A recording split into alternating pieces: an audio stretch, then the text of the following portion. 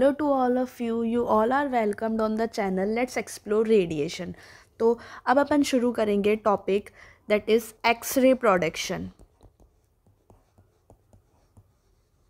Last video में अपन ने देखा था इंट्रोडक्शन ऑफ रेडिएशन कि रेडिएशन होता क्या है और अपन ने उसके पूरे इंट्रोडक्शन पे बात करी थी. अब अपना जो नेक्स्ट टॉपिक रहेगा वो रहेगा एक्सरे प्रोडक्शन, जो कि सब्जेक्टिव पॉइंट ऑफ व्यू से भी बहुत इंपॉर्टेंट है. मतलब जो बीआरटी और डीआरटी के जो थ्योरी बेस्ड एग्जाम्स होते हैं उसके अंदर भी ये वाला टॉपिक बहुत इंपॉर्टेंट है, and as well as in competitive exams. ठीक है, कॉम्पिटिशन एग्जाम्स में भी इससे रिलेटेड क्वेश्चंस बहुत सारे पुटअप होते हैं. ठीक है, तो अपन स्टार्ट करेंगे इसको with the topics discovery and properties of X-ray. ठीक है, ये एक्सरे प्रोडक्शन का पार्ट 1 वीडियो है जिसके अंदर अपन क्या डिस्कस करेंगे, एक्सरे की डिस्कवरी कैसे हुई थी एंड एक्सरे की डिस्कवरी और प्रॉपर्टीज़ ऑफ एक्सरेज के बारे में. ठीक है, तो let's start. Discovery of X-rays. X-rays were discovered by William Conrad Roentgen. X-ray की डिस्कवरी किसने करी थी? विलियम कॉनरेड रॉन्टजन ने, जिनको अपन WC रॉन्टजन के नाम से भी जानते हैं. हु वाज जर्मन फिजिसिस्ट, जो कि क्या थे? जर्मन फिजिसिस्ट थे. He discovered X-rays on 8 November 1895 while working on cathode ray tube. इन्होंने एक्सरेज की डिस्कवरी कौन सी डेट को करी थी? 8 नवंबर 1895 को, जब वो किसके ऊपर काम कर रहे थे? कैथोड रे ट्यूब के. मतलब कि इनका पर्पस इनका ये नहीं था कि इनको एक्सरे की डिस्कवरी करनी है. ये कौन सी ट्यूब के ऊपर काम कर रहे थे? कैथोड रे ट्यूब के ऊपर काम कर रहे थे. Then he accidentally discovered X-rays. और कब हुआ था ये? 8 नवंबर 1895 को, जो कि हम सेलिब्रेट करते हैं as a world radiology day. ठीक है, each year we celebrate this day as a world radiology day, क्योंकि इसके बाद ही जो रेडिएशन, जो रेडियोलॉजिकल, रेडियो डायग्नोसिस, जितने भी डिपार्टमेंट है, इनकी जो पूरी आगे की ग्रोथ हुई थी, डेवलपमेंट हुआ था, वो इस ही डे के बाद हुई थी. सबसे पहली जो डिस्कवरी थी वो किसकी हुई थी? एक्सरेज की, जो कि कब हुई थी? 8 नवंबर 1895 को. किसने की थी? विलियम कॉनरेड रॉन्टजन ने, जो कि क्या थे? जर्मन फिजिसिस्ट थे. ठीक है, एक एक्सीडेंटल डिस्कवरी थी क्योंकि ये इस टाइम पे काम किस पे कर रहे थे? कैथोड रे ट्यूब पे. अपन डिस्कस करेंगे कैसी थी एक्सीडेंटल डिस्कवरी, कैसे एक्सरेज डिस्कवर किए थे विलियम कॉनरेड रॉन्टजन ने. और ये कौन है? William Conrad Röntgen. ठीक है, जिन्होंने डिस्कवरी करी थी एक्सरे की 8 नवंबर 1895 को. तो शुरू करते हैं अपन द एक्सीडेंटल डिस्कवरी, कि ये जो एक्सीडेंटल डिस्कवरी थी वो कैसे हुई थी. सबसे पहले अपन देख रहे हैं, Röntgen was working on a cathode ray tube. जो रॉन्टजन थे वो किस ट्यूब के ऊपर काम कर रहे थे? कैथोड रे ट्यूब के ऊपर. हाई इलेक्ट्रिक वोल्टेज पास. जब वो कैथोड रे ट्यूब के ऊपर काम कर रहे थे तब एक हाई इलेक्ट्रिक वोल्टेज पास हुआ. जब हाई इलेक्ट्रिक वोल्टेज पास हुआ तो क्या हुआ? स्क्रीन के ऊपर एक फ्लोरोसेंट ग्लो आया. फ्लोरोसेंट ग्लो का मतलब जब कोई लाइट इमिट हुई. ठीक है, जब क्या किया, स्क्रीन ने जो रेज आ रही थी उसको एब्जॉर्ब किया और एक लाइट इमिट करी. ठीक है, उसके बाद ही सून मतलब विलियम कॉनरेड रॉन्टजन ने ही soon realized that an invisible form of radiation was being emitted by the tube. Then William Conrad Roentgen realized कि एक इनविजिबल फॉर्म ऑफ रेडिएशन आया है जो कि ट्यूब से इमिट हुआ है. ठीक है, और वो इमिट कब हुआ? जब अपन ने क्या किया? हाई इलेक्ट्रिक वोल्टेज पास किया. जब हाई इलेक्ट्रिक वोल्टेज पास किया तब एक स्क्रीन के ऊपर फ्लोरोसेंट ग्लो आया, जो कि क्या था? एक इनविजिबल फॉर्म ऑफ रेडिएशन था, मतलब कि जिसको हम देख नहीं पा रहे हैं. ठीक है, Roentgen began to investigate this phenomenon further. ऐसा कुछ हुआ तो रॉन्टजन ने क्या किया? शुरू कर दी इसकी इन्वेस्टिगेशन कि भाई ये कौन सी इनविजिबल फॉर्म ऑफ रेडिएशन है, कैसे स्क्रीन के ऊपर एक फ्लोरोसेंट ग्लो, एक चमक सी उठी, एक वो लाइट सी आई, उजाला सा आया, इसका रीज़न क्या था?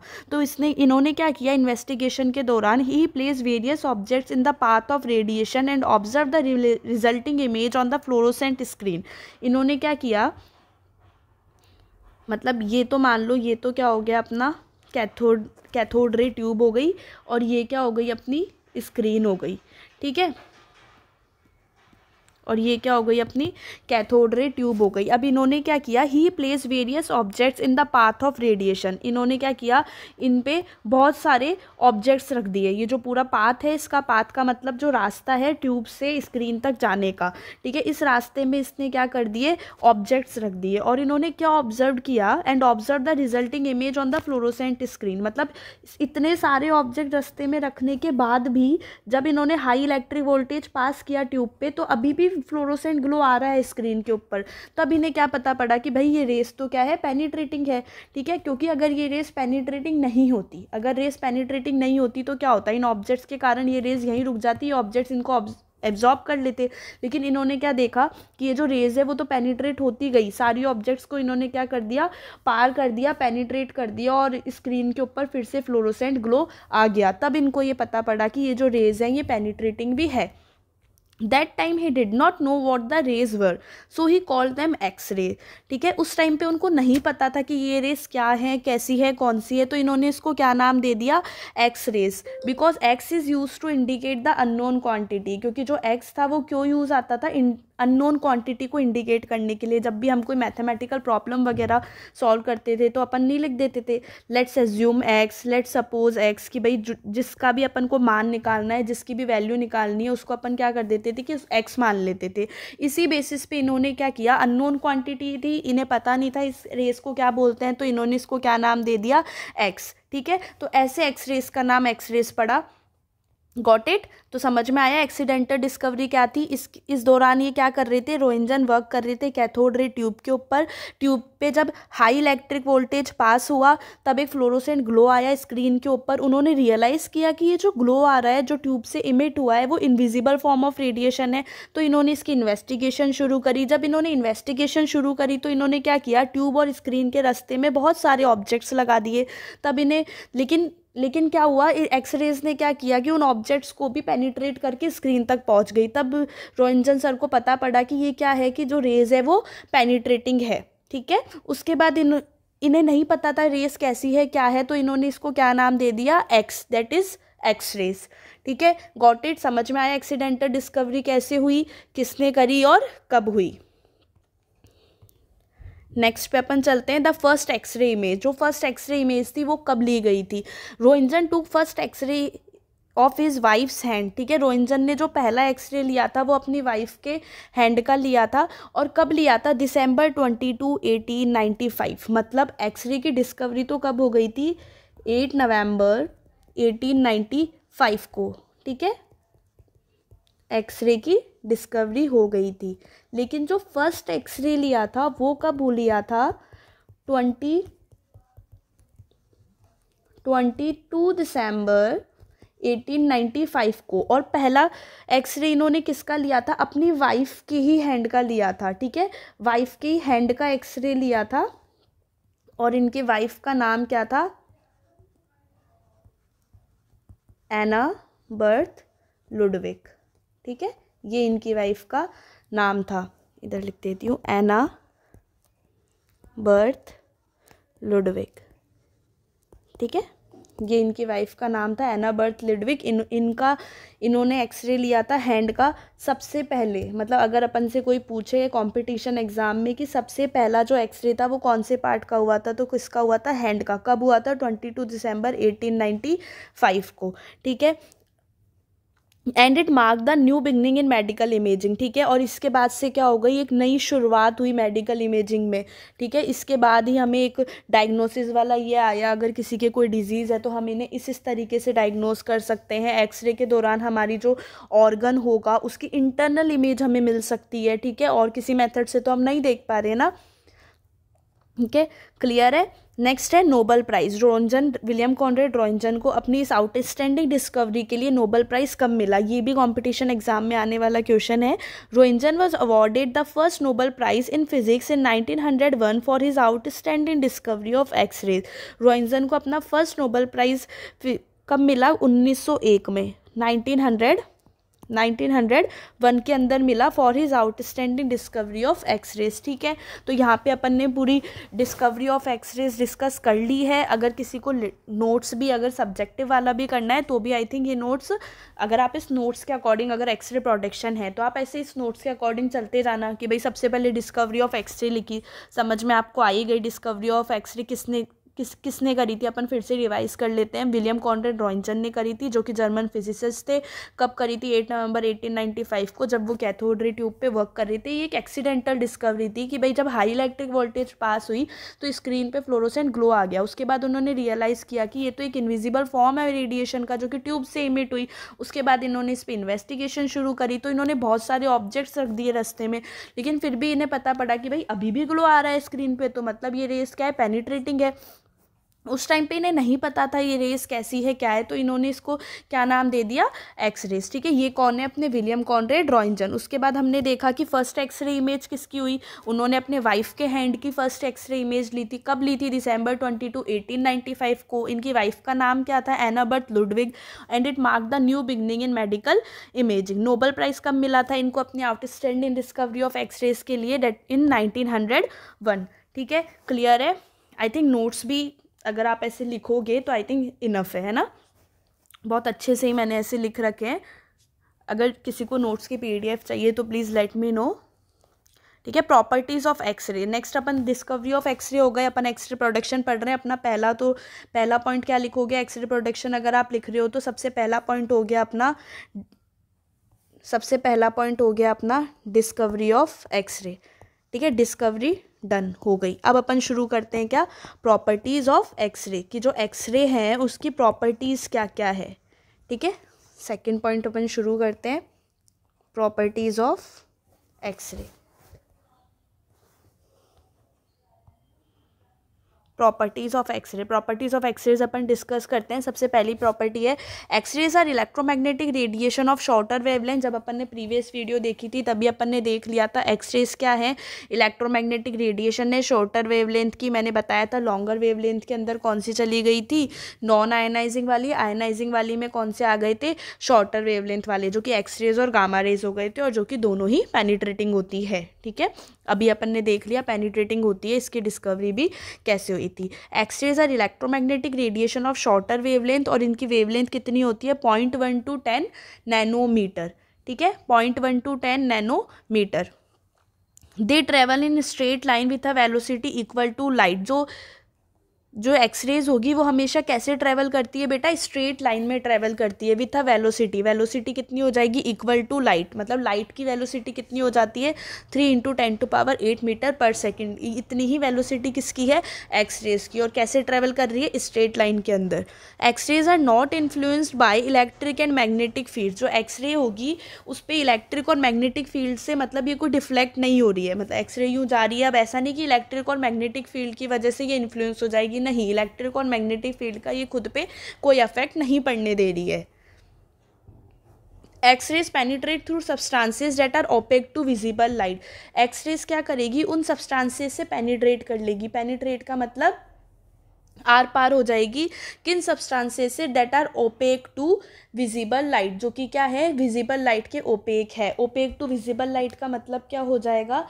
एंड देखो, ओपेक टू विजिबल लाइट का मतलब क्या हो जाता है, मैं बता देती हूँ।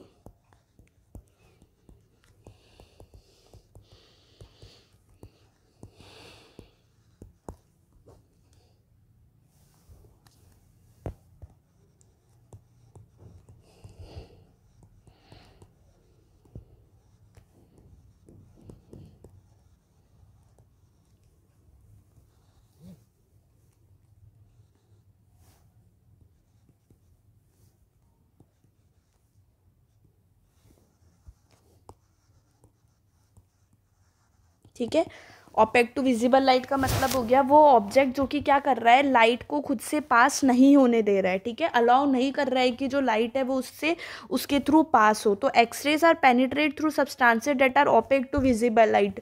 वो सब्सटेंसेस जो कि लाइट को अलाउ नहीं कर रहे हैं पास करने के लिए, एक्सरे उनको भी पेनिट्रेट कर सकता है। ठीक है, जो एक्सरेज होगी, जो एक्स रेडिएशन होगी, वो क्या करेगी? उनको भी पेनिट्रेट कर सकती है, जिनसे लाइट भी पास नहीं हो पा रही। ठीक है, नेक्स्ट है X-rays produce fluorescence on materials like calcium tungstate oxide and zinc cadmium sulphide. जो एक्सरे क्या होगी? वो फ्लोरोसेंस प्रोड्यूस करती है। फ्लोरोसेंस का मतलब क्या हो जाता है? एक ग्लो। ठीक है, फ्लोरोसेंस का मतलब क्या हो जाता है? वो मटेरियल जो कि क्या कर रहा है? लाइट सॉरी ऐसे लिखते हैं, जो मटेरियल वो क्या कर रहा है, एब्जॉर्ब कर रहा है रेस को, absorb radiation and emit light.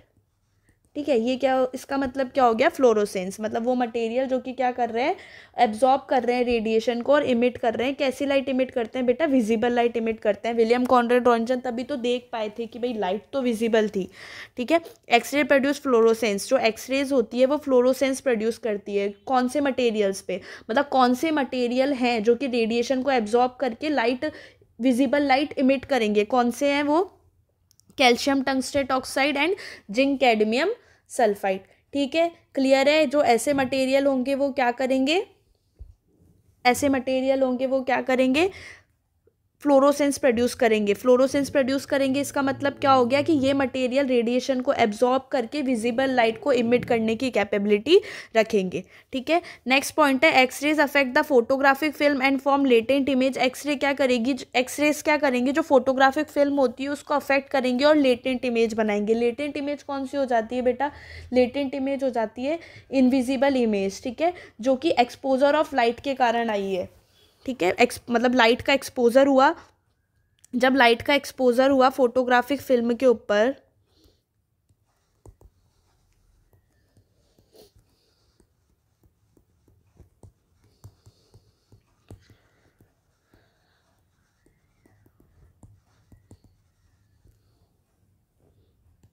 तो क्या आई हमारे पास, लेटेंट इमेज आई है। ठीक है, तो हमारे पास क्या आई, लेटेंट इमेज आई, जो कि कैसी है, इनविजिबल। मतलब लेटेंट इमेज कौन सी है, जिसको अपन देख नहीं पा रहे हैं। क्या होता है, लेटेंट इमेज फिर विजिबल इमेज में कन्वर्ट होगी, तब हमारे पास प्रॉपर एक्सरे आता है, तब हम उसको इमेज को पूरा देख पाते हैं।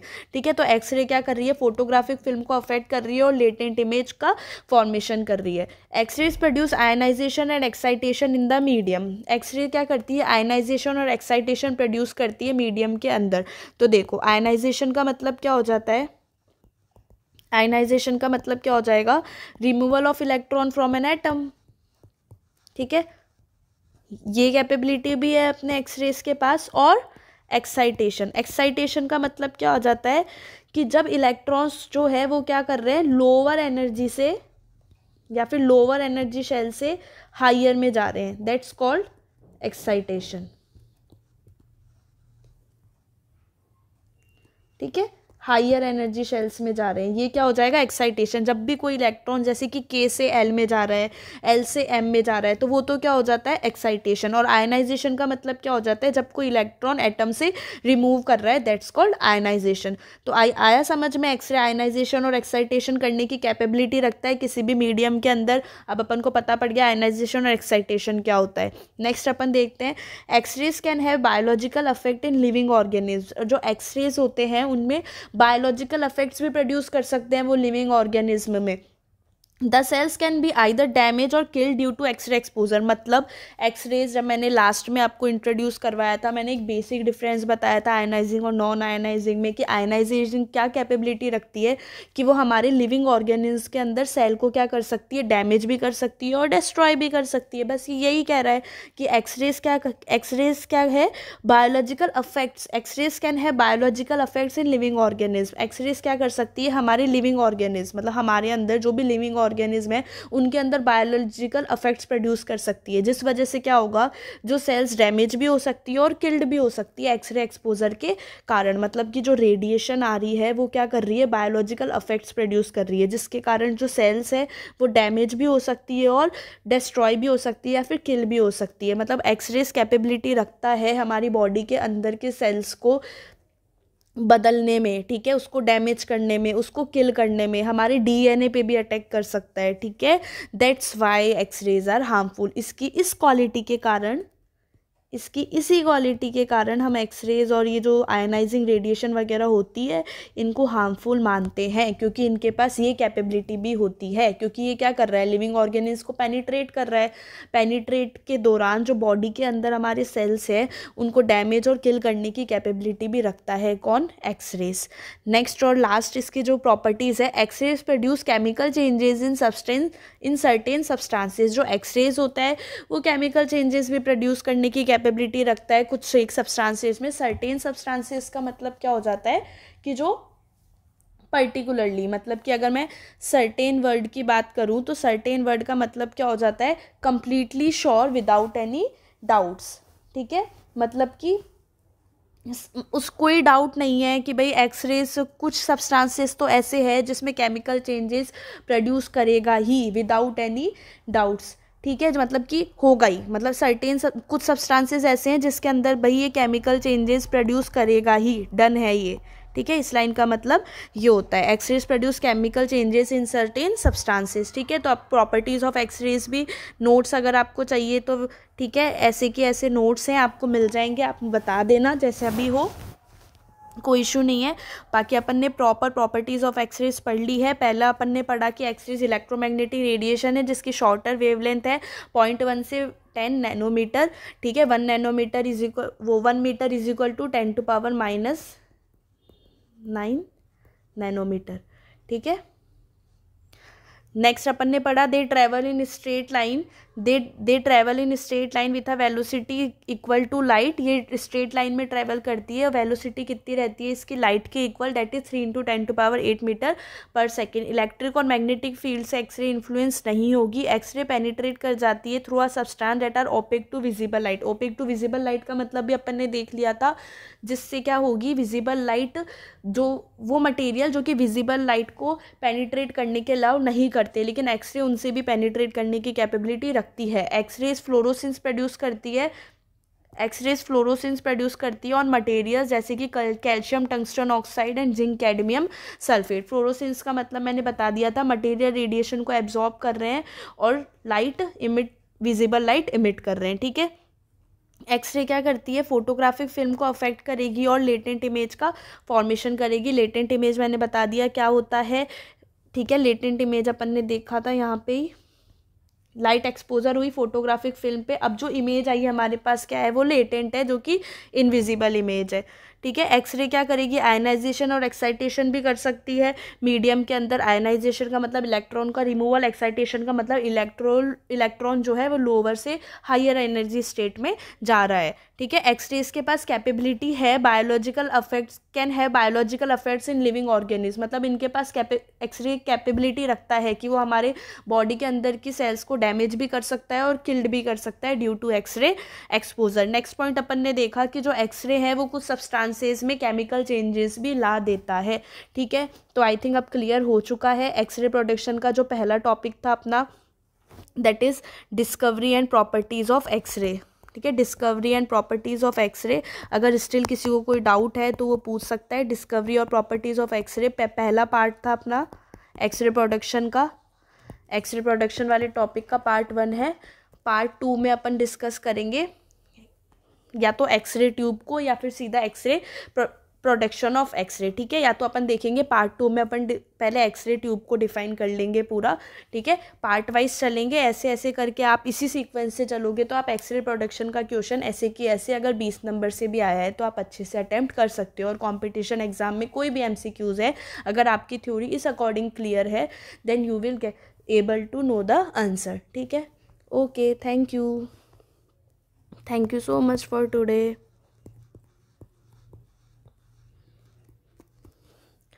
Please like, comment and subscribe.